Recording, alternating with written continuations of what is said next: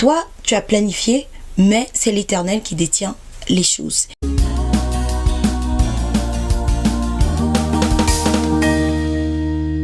Bonne année à tous et bienvenue à nouveau sur Bienveillance Mère Enfant. L'émission c'est Courant de vie et aujourd'hui j'aimerais vous souhaiter une bonne et heureuse année 2024 tout en espérant que vous avez passé un bon temps de fête et que vous êtes prêts pour la nouvelle année 2024.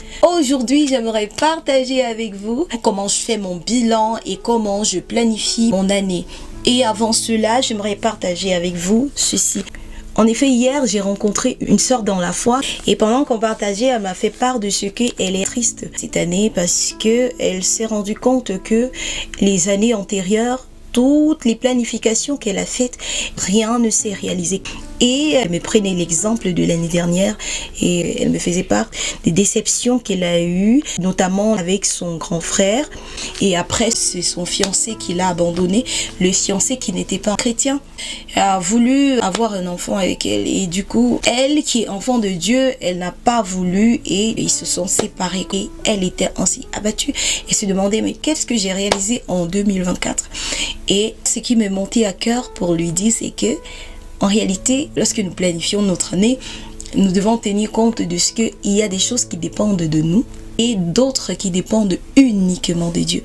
Et d'ailleurs, tout ce que nous faisons dépend de Dieu et nous sommes juste là pour accomplir le dessein de Dieu. Et pour appuyer cela, la Bible dit dans Proverbe 19 au verset 21 qu'il y a dans le cœur de l'homme des projets, mais c'est le dessein de l'Éternel qui s'accomplit. La Bible va encore dire dans Jérémie 29 au verset 11, « Car je connais les projets que j'ai formés sur vous, dit l'Éternel, projets de paix et non de malheur, afin de vous donner un avenir et de l'espérance. » Donc bien-aimé, lorsque tu planifies ton année, il faut tenir compte de ce que toi, tu as planifié, mais c'est l'Éternel qui détient les choses. C'est à l'Éternel qui revient la grande responsabilité de ta vie. Et moi, personnellement, pour éviter tous ces déboires, ce que je fais, c'est quoi? C'est que je vais prendre une retraite en début d'année, un jour de retraite où je vais passer devant l'Éternel, je vais passer ce moment avec lui. Et là, je suis certaine qu'il va me communiquer des choses que je vais devoir planifier, à savoir pour le ministère, pour tous les autres domaines de ma vie. Parce que c'est l'Éternel qui connaît les projets qu'il a formés pour moi. Et moi, je ne connais pas les projets que l'Éternel a formés pour moi.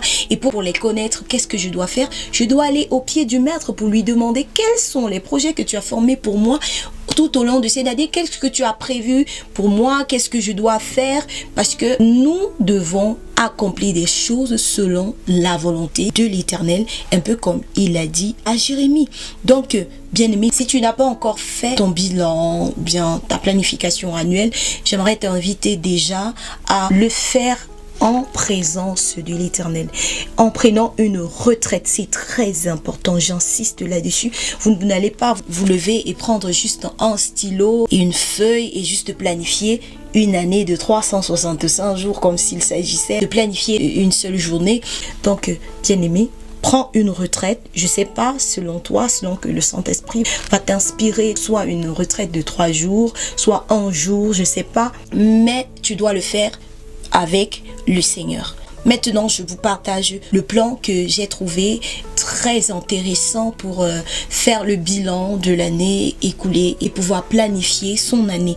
Et là, ce plan, je l'ai trouvé sur EMCI. Je vous propose d'aller sur Google, de taper tout simplement bilanannuel.com EMCI et vous allez avoir ce bilan qu'a proposé Jérémie Sourdril de prières inspirées. Je propose également, vous allez sur YouTube, vous tapez tout simplement bilan annuel, prière inspirée et vous allez voir ce qu'il a fait, je crois en 2020 et ça va vous inspirer pour faire votre planification annuelle. Là, il propose 7 points sur lesquels on doit faire le bilan de son année et moi je trouve aussi intéressant de pouvoir planifier son année toujours sur les 7 points, à savoir le domaine santé, le domaine spirituel, le domaine financier, le domaine physique, organisationnel, professionnel et relationnel. Je vous propose ceci parce que j'ai été vraiment bénie par cette façon de faire son bilan et sa planification. Là, vous avez sur le plan spirituel, est-ce que vous lisez votre Bible? Est-ce que vous méditez assez par rapport à l'évangélisation? Est-ce que vous avez parlé de Jésus à vos voisins? Est-ce que vous êtes chrétien tout seul? Est-ce que vous avez partagé votre foi à votre famille? Maintenant, sur le plan professionnel, est-ce que tu aimes le métier que tu fais? Est-ce que tu es satisfait de ce métier? Est-ce que tu réussis dans ce domaine? Est-ce que ça te ruine? Est-ce que tu te sens fatigué? Et sur le plan financier, est-ce que vous êtes heureux avec ce que vous gagnez?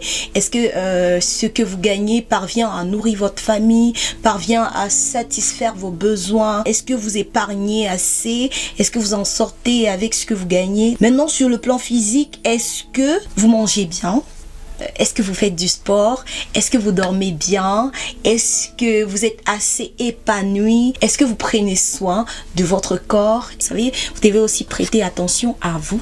Je m'adresse surtout aux mamans parce que les mamans, généralement, ils sont focus sur les autres, sur la famille, sur tout, et puis elles s'oublient le plus souvent. Vous devez aussi prendre soin de votre physique. Donc, sur le plan organisationnel, est-ce qu'on arrive à s'organiser véritablement? Et la gestion des projets que Dieu nous a donnés tout au long de l'année, les tâches domestiques, le rangement à la maison, est-ce que ça s'est bien passé? Sur le plan émotionnel, est-ce qu'on aime les gens avec qui on est? Est-ce que notre humeur elle est bonne? Est-ce que tu vis sous la culpabilité? Est-ce que tu es content de l'environnement dans lequel tu te trouves? Le développement personnel. Est-ce que vous avez vécu de belles expériences tout au long de cette année? Comment est-ce que vous avez géré les critiques, les défis? Est-ce que vous avez été triste? Est-ce que vous êtes laissé abattre par tous ces événements que vous avez traversés? Ou est-ce que vous êtes debout? Donc vous devez faire le bilan de tout ça. Et sur le plan relationnel, il y a le côté familial et le côté social. Quelle est votre relation avec votre époux, avec votre épouse, avec vos enfants, les parents, la belle famille, et les frères, les sœurs? Quel est le climat relationnel entre vous et vos différents membres de famille? Et maintenant, sur le côté social, quel est le climat relationnel entre vos collègues et vous, entre les frères en Christ, entre les aînés dans la foi, entre les cadets dans la foi? Quel est le climat relationnel entre vous? Donc, vous devez évaluer tout ça. Qu'est-ce qui s'est passé l'année dernière? Et lorsque vous avez fait un bilan pour l'année qui s'est écoulée, vous devez prendre les mêmes points et aller sur ce qui n'a pas marché, chercher des améliorations. Et ce qui a marché, peut-être, vous allez voir si vous pouvez faire davantage d'efforts. Je précise encore, c'est avec l'aide du Saint-Esprit que vous devez faire cela.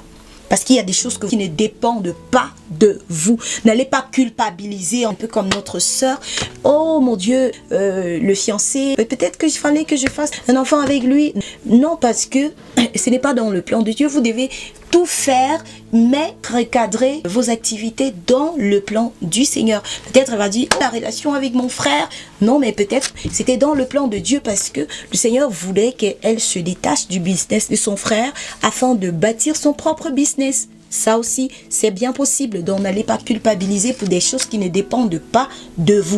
Donc, j'aimerais vous fortifier, vous encourager, bien-aimés, à véritablement prendre ce bilan au sérieux. On fait un bilan parce que on veut savoir ce qui n'a pas marché pour améliorer et savoir ce qui a marché pour continuer dans la même lancée. Si vous ne faites pas de bilan, vous ne pouvez pas réussir votre planification annuelle. Alors, bien-aimés, j'espère que tu as été béni. Partage pour bénir tes frères et sœurs, pour les souhaiter davantage bonne et heureuse année. Et on se retrouve à très bientôt.